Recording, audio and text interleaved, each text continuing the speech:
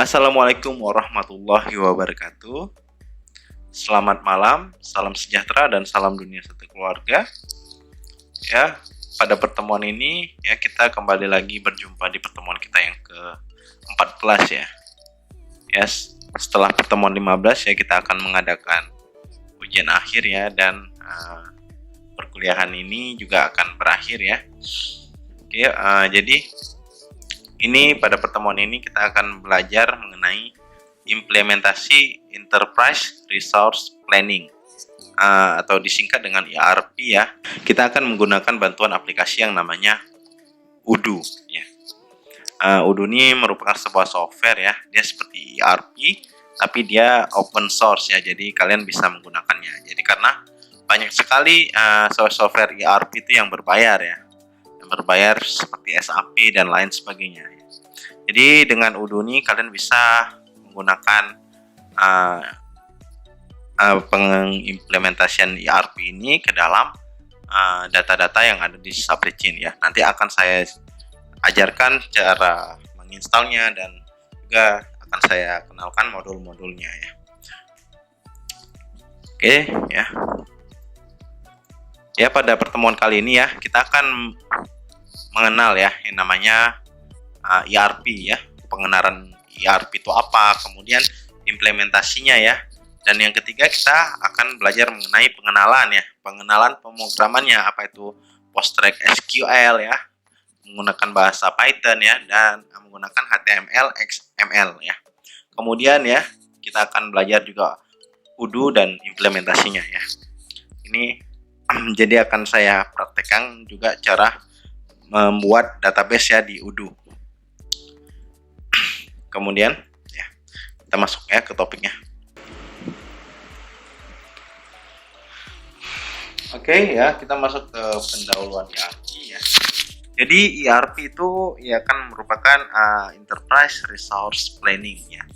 Dia merupakan sistem informasi ya yang digunakan di perusahaan yang berfungsi untuk mengintegrasikan dan mengotomasi proses bisnis.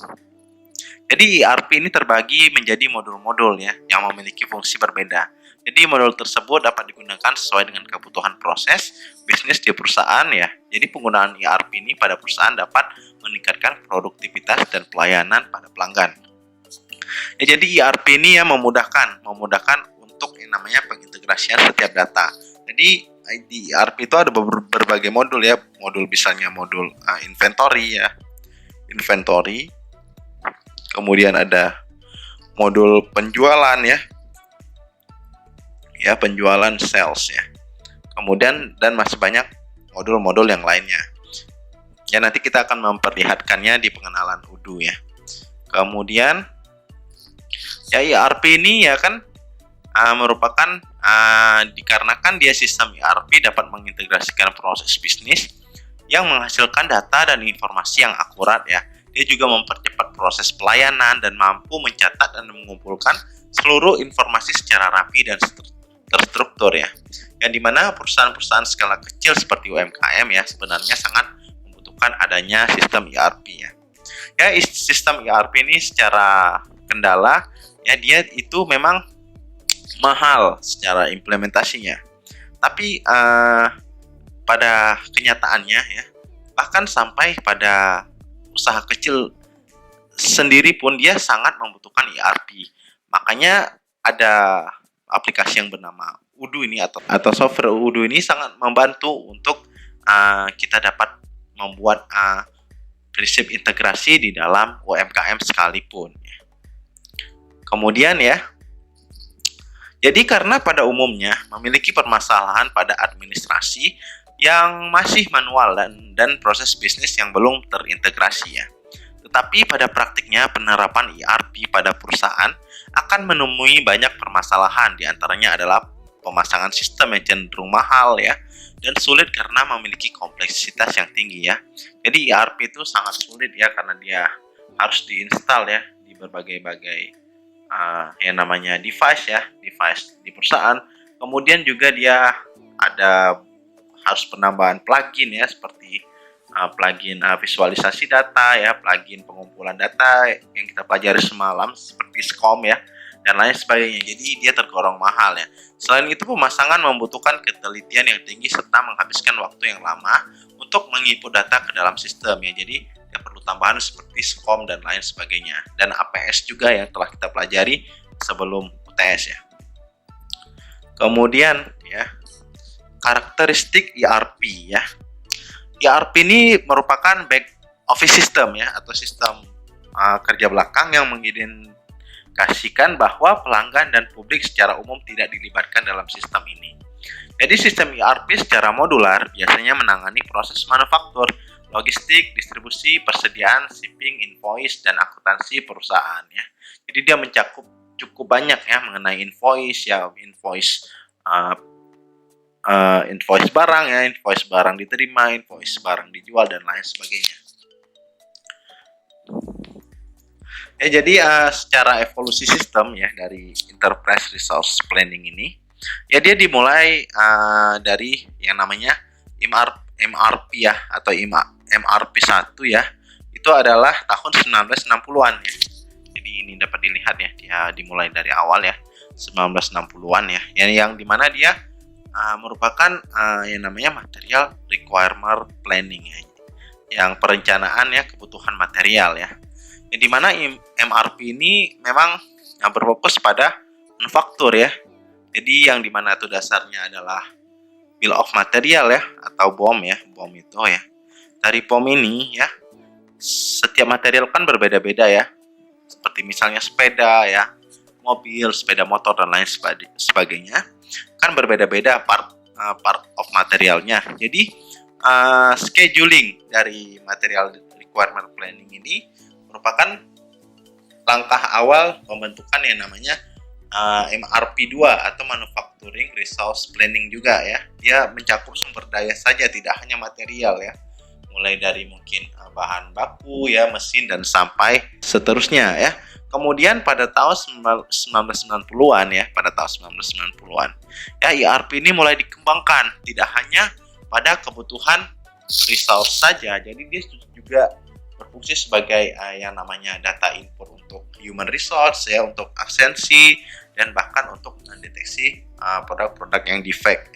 Sehingga ya pada tahun 2000-an ya, penerapan ERP ini sudah tergolong dewasa ya, sudah tergolong mature ya, yang dimana ERP ini memang terkendala pada sistem pemasangannya yang mahal ya. Jadi fungsi-fungsi area fungsional dari ERP ini ya secara keseluruhan yang diterapkan di industrial engineering adalah mengenai supplier management, inventory management ya, produksi ya, engineering, keuangan ya, HRM ya, atau human resource management ya, delivery ya, sales and marketing, dan customer support ya. Jadi cukup banyak ya, cukup luas cakupan dari ERP tersebut. Ya, kemudian ya keuntungan penggunaan ERP ya. Jadi keuntungannya adalah yang pertama, integrasi data keuangan, yang dimana dia mengintegrasikan data keuangan sehingga top manajemen bisa melihat dan mengontrol kinerja keuangan perusahaan dengan baik ya. Jadi dia bisa membuat rangkuman data sehingga yang namanya top manajemen itu bisa melihat ya. Jadi kan di top manajemen itu kan dia tidak melihat lagi bagaimana produksinya, bagaimana bahan baku yang diterima, tapi dia kan lebih pada kinerja keuangan ya, bagaimana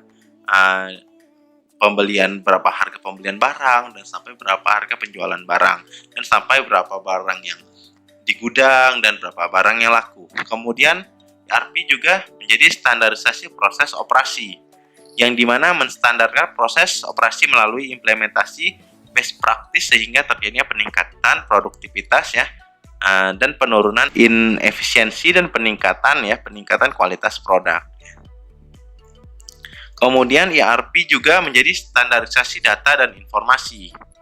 Ya, jadi dia juga menjadi standarisasi data dan informasi, yang dimana dia bisa menstandarkan data dan informasi melalui keseragaman pelaporan, terutama untuk perusahaan besar yang biasanya terdiri dari banyak unit bisnis dengan jumlah dan jenis bisnis yang berbeda.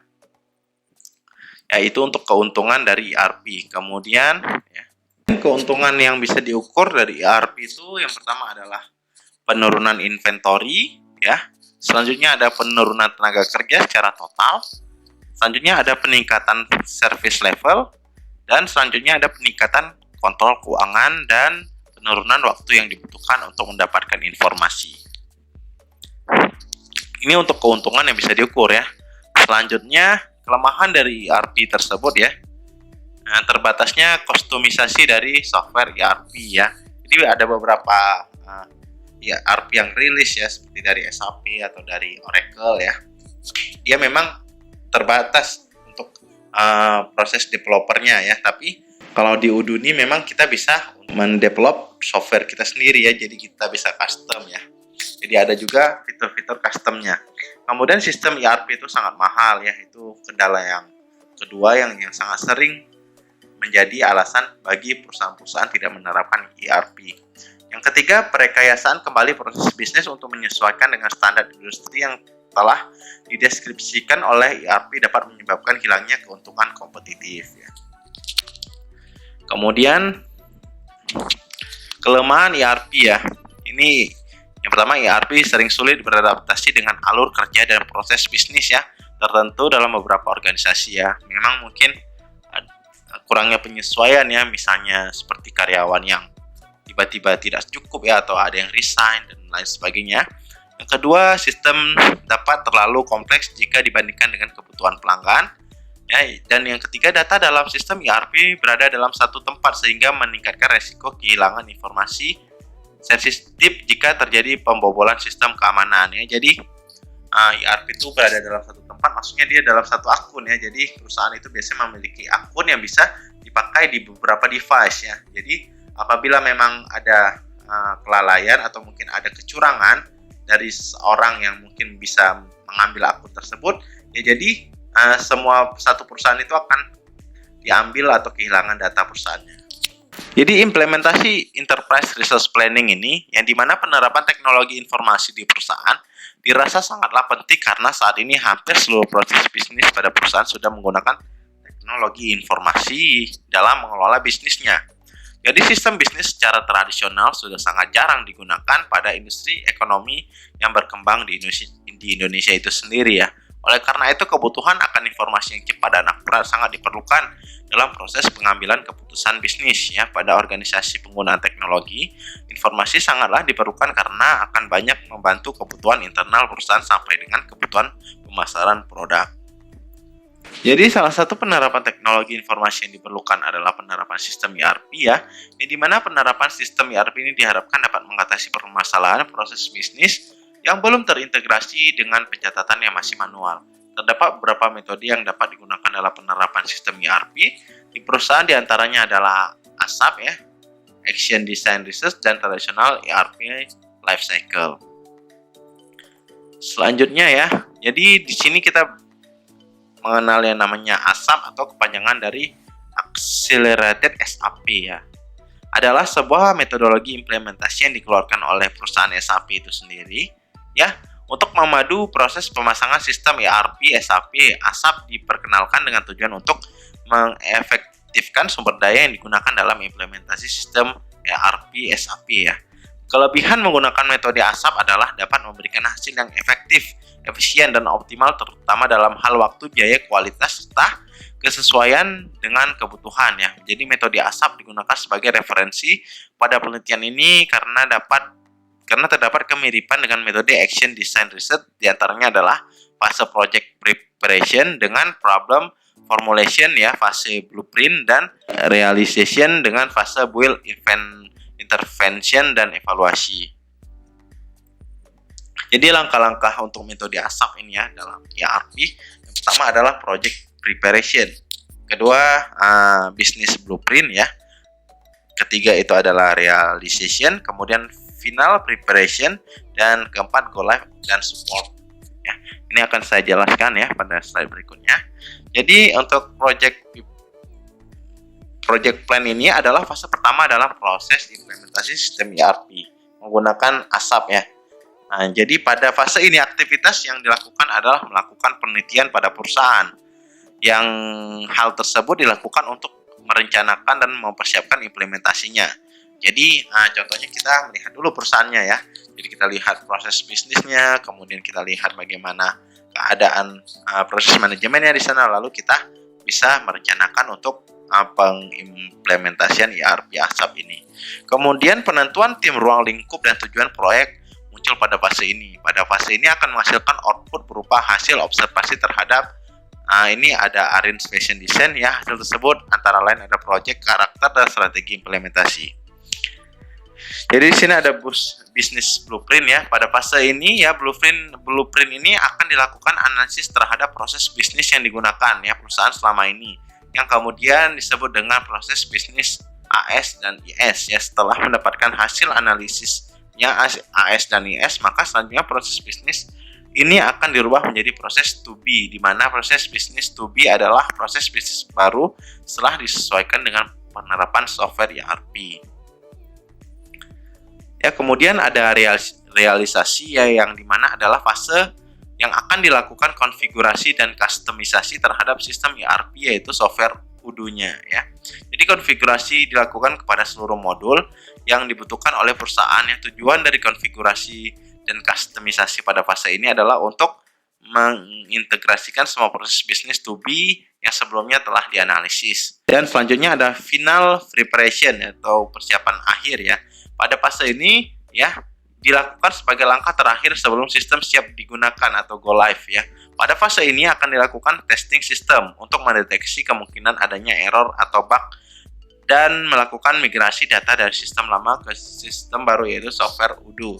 Selain itu, pada fase ini juga akan dilakukan pelatihan terhadap sumber daya manusia yang berperan dalam proses bisnis yang terjadi dalam studi kasus ya. Pelatihan yang dilakukan adalah berupa training dan pembuatan user training ya.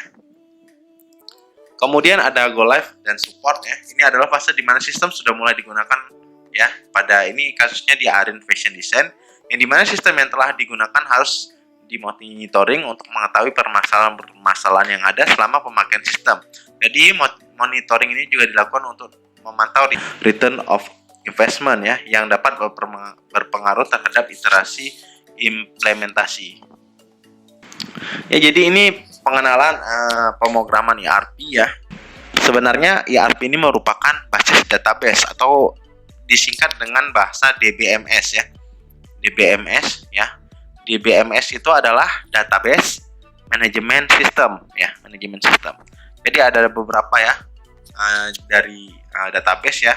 Jadi database itu ada beberapa data ya, data himpunan data manajemen yang di ERP ini ditempatkan di central database ya. Jadi kalau di Odoo sendiri dia sudah central database-nya itu sudah menggunakan cloud ya. Jadi dia tidak lagi disimpan pada tempat-tempat penyimpanan seperti server, hard disk, dan lain sebagainya. Jadi ya di ERP sendiri ya, secara bahasa pemrograman dia terdiri dari front office ya dan back office dan corporate reporting ya. Kemudian di central database ini ya, dia mencakup modul-modul. Ini ada beberapa modul seperti sales distribution, kemudian ada service application, kemudian ada financial aplikasi, manufaktur aplikasi, dan inventory aplikasi manajemen, yang dimana ini untuk supplier ya, dan kemudian ini untuk customer ya. Ini juga ada dia mencakup human resource management ya. Jadi ini pengenalan pemrograman ERP itu tersendiri. Jadi basisnya adalah database ya. Kemudian ya, jadi yang karena dia menggunakan database ya, jadi database yang digunakan namanya Postgres SQL ya. Jadi dengan bahasa pemrograman SQL juga. Tapi tidak menggunakan, biasanya yang sering digunakan adalah MySQL ya. Tapi kita menggunakan pada Odoo ini dia menggunakan Postgres SQL ya. Ini adalah salah satu jenis database manajemen sistem ya, DBMS, yang paling banyak digunakan saat ini selain MySQL. Jadi MySQL juga nomor satu yang paling sering digunakan ya. Setelah itu yang paling banyak keduanya adalah Postgres SQL dan Oracle ya. Jadi Postgres SQL ini adalah sistem database yang baik dan kuat untuk urusan relasi open source seperti Odoo. Jadi fitur yang dimiliki database ini antara lain adalah database mirror ya, kemudian ada pgpool ya, Soloni PGC cluster ya, dan lain sebagainya. Database ini juga didukung oleh banyak bahasa pemrograman.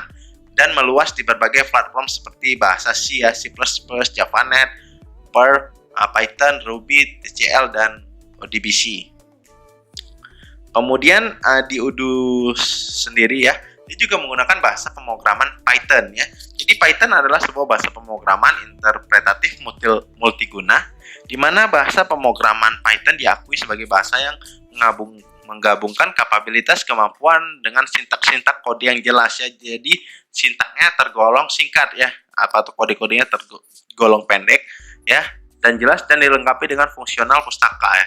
Jadi standar yang besar serta komprehensif. Selain itu juga Python juga didukung oleh komunitas ya, penggunaan yang besar. Jadi penggunaan Python itu mempunyai komunitas yang besar ya. Sehingga bahasa pemrograman Python ini sering digunakan untuk pengembangan software open source, antara lain pengembangan kustomisasi pada software Odoo itu sendiri. Kemudian ya, ini dia juga menggunakan namanya HTML, atau di sini dia menggunakan XML atau Extensible Markup Language ya, bahasa lanjutan ya. Adalah bahasa markup yang menggunakan pengembangan dari HTML ya, Hypertext Markup Language ya. Jadi kalau kalian lihat itu misalnya di Google ya, kan kalian ada titik Google, nanti dia ada strip-strip, itu namanya HTML ya. Jadi ini bahasanya XML. XML ini telah disarankan oleh Web3C ya, yang dimana untuk membuat dokumen markup keperluan pertukaran data antar sistem yang mampu beraneka ragam. Jadi XML ini didesain agar mampu menyimpan data secara ringkas dengan mudah diatur. Jadi XML juga dapat digunakan untuk mengkustomisasi software open source yang digunakan untuk mengkustomisasi Odoo. Nah, jadi digunakan untuk mengkustomisasi Odoo. Selanjutnya ya, kita akan berbicara mengenai Odoo itu sendiri ya. Jadi Odoo itu adalah sebuah aplikasi ERP yang tergolong ke dalam open source ERP software. Ini menggunakan framework Open Object yang memiliki arsitektur MVC ya, model View Controller. Jadi dia juga GUI yang interaktif dan sistem pelaporan yang dapat dikustomisasi sesuai dengan kebutuhan. Jadi Odoo merupakan aplikasi berbasis website. Jadi dia menggunakan website, jadi harus menggunakan koneksi internet ya. Jadi dia menggunakan website dengan, karena dia tadi markup language, jadi dia menggunakan localhost ya. Jadi Odoo merupakan aplikasi berbasis website yang menggunakan bahasa pemrograman Python, XML, JavaScript, serta menggunakan database PostgreSQL ya. Yang dimana saat ini Odoo sudah masuk ke versi ke-15 yang dapat diunduh secara gratis di www.odoo.com ya.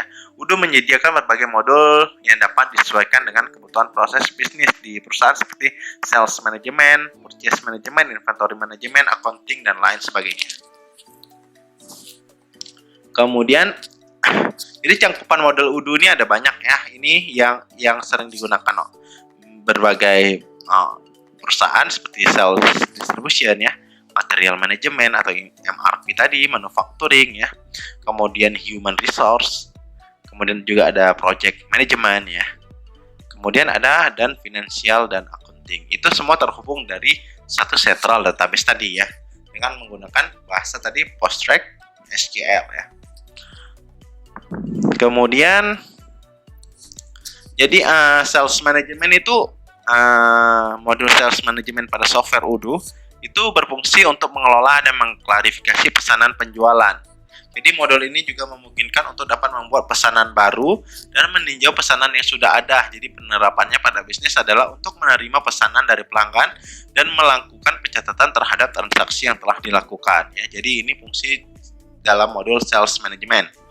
Kemudian, jadi ini ada purchase management ya. Pada modul purchase management ini memiliki fungsi sebagai pengelolaan pembelian secara lengkap dan terstruktur, yang dimulai dari membuat dan menelusuri purchase order yang pernah dibuat sebelumnya, yang mengelola data vendor, mengontrol penerimaan barang, pembayaran di muka atau down payment ya, pemeriksaan tagihan serta jatuh tempo pembayarannya, dan laporan lengkap mengenai tagihan setiap supplier. Penerapannya pada bisnis adalah untuk mencatat pembelian material kepada vendor seperti material kancing ya, kain, dan lain sebagainya. Selain itu, modul ini juga dapat digunakan untuk mencatat seluruh transaksi kepada vendor.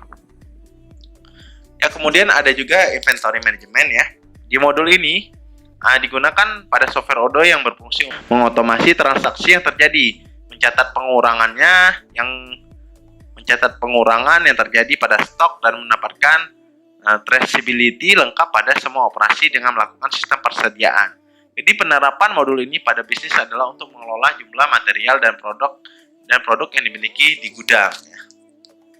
Kemudian juga jadi ada accounting dan finance ya. Jadi modul accounting dan finance ini pada Odoo berfungsi untuk mengelola sistem keuangan yang ada di perusahaan. Selain mengelola sistem keuangan, modul ini dapat mencatat alur transaksi dari invoice sampai dengan ke proses pembayaran. Jadi kemudian terdapat fitur pelaporan untuk menganalisa keuangan yang berdasarkan data real time dan juga data historis dari apa yang sedang dianalisa. Jadi struktur akuntansi pada Odoo juga sanggup menyajikan seluruh laporan yang dibutuhkan perusahaan.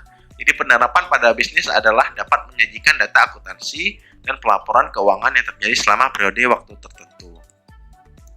Ya, selanjutnya ya. Jadi ini link untuk download Odoo ya, Odoo versi 13 yang kita gunakan. Ya, jadi mungkin saya akan mempraktekkan cara mendownload Odoo-nya. Ya, pertama kalian harus kunjungi website ini ya, website ini. Jadi kalian harus kunjungi ya, sudah saya terangkan di e-learning. Jadi kalian silakan buka, kalian download ya. Setelah kalian download ya, nanti dia filenya akan menjadi seperti ini ya. Jadi ini untuk file Odoo-nya. File Odoo, kemudian ya, karena kita akan menginstalnya ya. Jadi usahakan koneksi internet kalian itu hidup ya. Jadi tidak dalam keadaan mati. Jadi kalian tekan ya, klik kanan, kita klik kanan dulu. Kita klik kanan ya, kemudian kita run administration.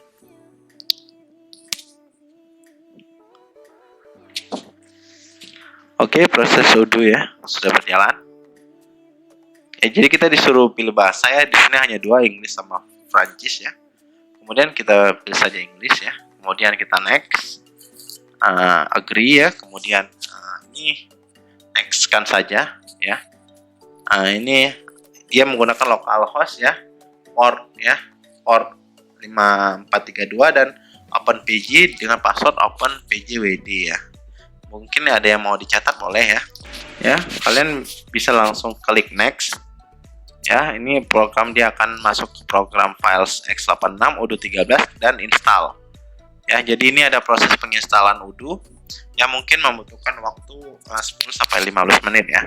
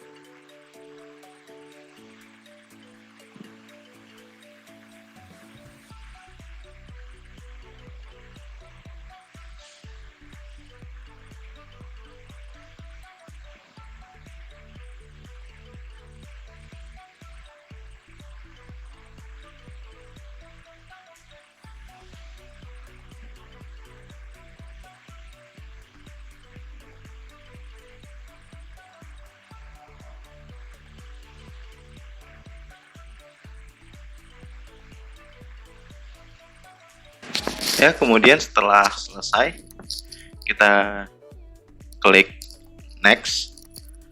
Kemudian ya, ini ada start Odoo. Oke, kita pilih finish. Ya, kemudian ya, Odoo akan membuat seperti ini ya. Jadi kalian mau buat database ya. Jadi di sini saya buat saja database-nya, namanya Uverse ya, Uverse 13. Kemudian ya saya gunakan email ya, password ya, kemudian phone number, buat saja ya.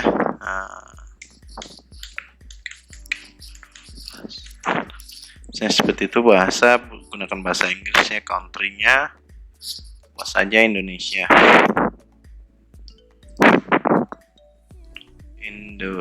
Ya.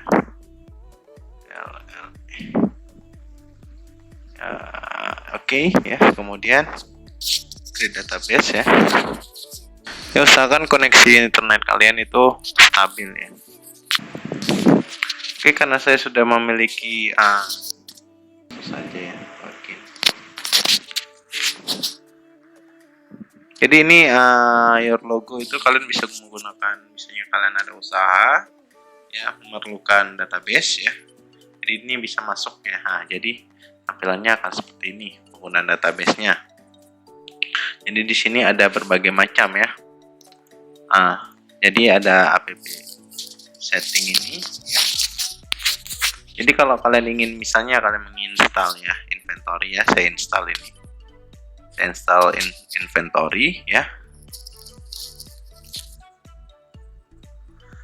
Dia akan mulai menginstal ya. Jadi kalian, ini namanya modul-modul yang terpisah, ada inventory, CRM ya, website, ada project ya, timesheet ya, kemudian accounting ya, invoice, kemudian MRP 2 ya, kemudian product cycle management, kemudian quality, sales, studio ya, point of sale ya, notes ya, employee, karyawan, helpdesk ya. Kalian bisa menggunakan itu sebagai fitur helpdesk. Kemudian ada purchase dan e-commerce ya. Ini sangat lengkap sekali Odoo ini. Jadi kalian bisa mendapatkan yang namanya ERP secara open source ya. Jadi apabila kalian memiliki bisnis ya, jadi usahakan implementasikan saja Odoo ini ya ke bisnis kalian ya, untuk meningkatkan ya profitabilitas di bisnis kalian ya. Jadi ini masih dalam keadaan mendownload ya, jadi cukup lama juga untuk mendownload per modul-modulnya ya. Kemudian apabila dia sudah terinstall ya,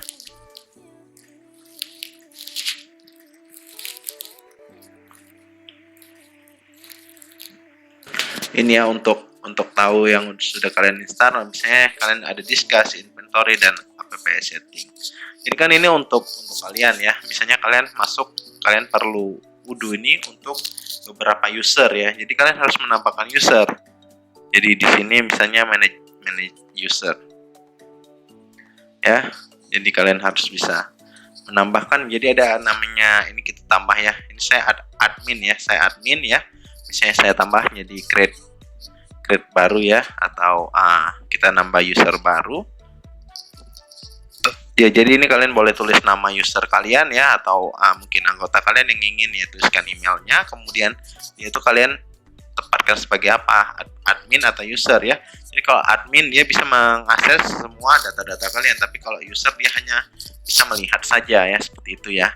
Kemudian dia ini di sisi administrasi bagaimana bisa akses right ya, atau setting ya, dan lain sebagainya ya. Kemudian ini untuk penambahan user ya. Jadi untuk misalnya kalian ingin mengembangkan atau membuat penyesuaian ya, dari ini kalian bisa developer tools ya. Jadi di Odoo ini kita juga bisa membuat aktif kita bisa aktif developer ya. Jadi kalian bisa mengeksplor lebih ya mengenai Odoo ini secara mandiri ya. Jadi kalian bisa gunakan ya, kalian explore ya di bisnis itu ya. Kemudian ya, apabila kalian ingin login ya, kalian bisa logout ya. Ini kalian bisa logout ya. Logout. Kemudian ya, kalau misalnya kalian ingin berbagi ya, mungkin menggunakan database ini ya. Kalian bisa simpan tadi yang database yang tadi ya, kemudian kalian masukkan saja ya, misalnya yang tadi ini email saya, kemudian kita ya, password kita masukkan ya, kemudian kita login ya. Kemudian kita login ya.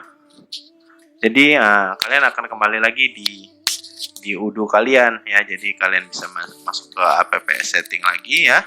Kalian bisa memulai ya. Jadi, misalnya saya mau, tadi kan saya sudah install inventory tuh. Ya udah, saya nanti bisa ini berapa delivery order saya, receipt saya, my company ya. Bisa kita proses, misalnya kita bisa input data ya. Bisa create a new transfer ya. New transfer ya udah, kita buat saja inventory-nya. Kita bisa buat delivery access ya, kemudian schedule time ya, ini source dokumen ya, PO32 ya, misalnya kita isinya apa di headline sini ya, kemudian additionalnya, note-nya, dan lain sebagainya. Kalian bisa ekspor sendiri ya. Oke ya, mungkin untuk Odoo ini ya, nanti ada tugas di akhir sebelum puas ya. Jadi mungkin kalian bisa menerapkan Odoo ini di bisnis kalian atau mungkin di bisnis saudara ya. Jadi mungkin di tugas besar kita nanti kita akan menerapkan ya, kalian akan membuat jurnal ya untuk penerapan Odoo di masing-masing bisnis kalian ya. Oke ya, mungkin saya rasa sekian ya untuk pengenalan Odoo ya. Kalian bisa explore lebih ya, itu merupakan suatu tools ya yang sangat berguna ya bagi kalian seorang pebisnis ya. Usahakan gunakan Odoo itu sebagai yang namanya database kalian, sebagai kalian menginput data dan lain sebagainya, dan juga sebagai integrasi antara satu server dan server lainnya. Usahakan menggunakan Odoo ya, karena nanti kita di tugas di sebelum UAS ya, kita ada tugas besar. Jadi diharapkan kalian bisa mencari tempat yang bisa kalian implementasikan Odoo ya, sehingga kalian bisa menulis jurnal ya dengan data-data itu.